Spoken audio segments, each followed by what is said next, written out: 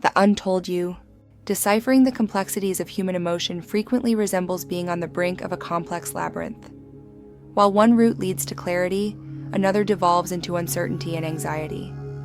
How relationships are made, maintained, or severed is determined by these emotional patterns, which are frequently the result of a complex interaction between deeply rooted habits, cultural influences, and past experiences. Although most people aspire to have meaningful relationships, this goal is frequently derailed by the internal turmoil. Recognizing the profoundly ingrained patterns derived from our upbringing is the first step towards understanding the causes of emotional upheaval. People are exposed to stories, either explicit or implicit, about their value, what is expected of them, and what constitutes appropriate behavior from a young age. These stories serve as the basis for the processing and expression of emotions. Some people keep their feelings to themselves, while others express them impulsively and frequently without thinking through the repercussions. Suppressing the very feelings that foster genuine connections and shielding oneself from vulnerability are two very different things. Suppression, which is sometimes confused with power, subtly fosters separation while giving the appearance of control. It's a habitual reaction to discomfort, a means of avoiding pain, anxiety, or rejection, rather than just an unwillingness to face feelings. But there is a hefty price for this evasion. Emotional repression causes people to become estranged from both other people and their own genuine selves, which makes it difficult for deep connections to flourish. A struggle for clarity and identity within oneself lies at the heart of this emotional turmoil. Many people are unaware that their reactions to outside events frequently repeat unresolved emotional patterns rather than reflecting the present. Even seemingly minor or unimportant triggers have the capacity to set off a chain reaction of feelings connected to previous traumas.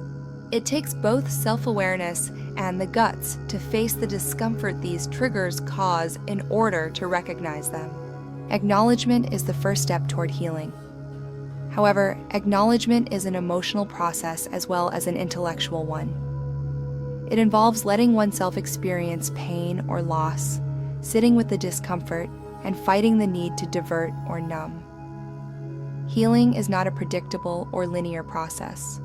Although it's chaotic and full of opposition and moments of uncertainty, there is also room for change. The ability to handle sorrow with dignity and purpose, rather than the absence of it, is what is meant by emotional resilience. Vulnerability is one of the most misinterpreted elements of emotional development. Vulnerability is a great power that is sometimes mistaken for weakness.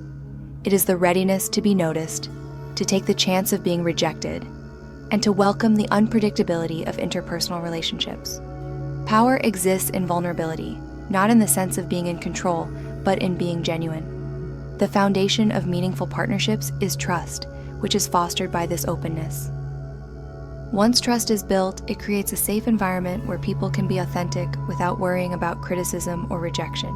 Self-reconnection is the first step towards re-establishing relationships with others. Self-discovery is a continuous process rather than a final destination.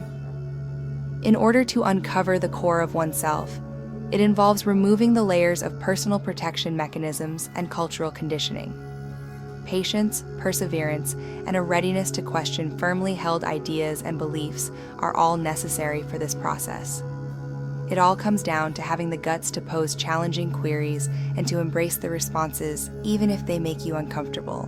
Building and sustaining meaningful connections requires authentic communication. This includes empathy, active listening, and emotional presence in addition to verbal communication. People must fully present themselves, not just physically, but also emotionally and mentally, in order to engage in authentic communication. It's about fostering an open, courteous, and truthful conversation. Misunderstandings can be cleared up, disputes can be settled, and trust can be bolstered in this setting. Establishing sound boundaries is another aspect of fostering meaningful relationships.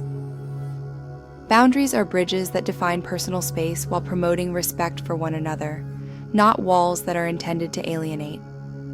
They give partnerships clarity and guarantee that each person's needs are satisfied without sacrificing the bond. Self-awareness, assertiveness, and a readiness to respect others' boundaries are all necessary for setting boundaries. Understanding the importance of support systems and communities is crucial when looking for deep connections.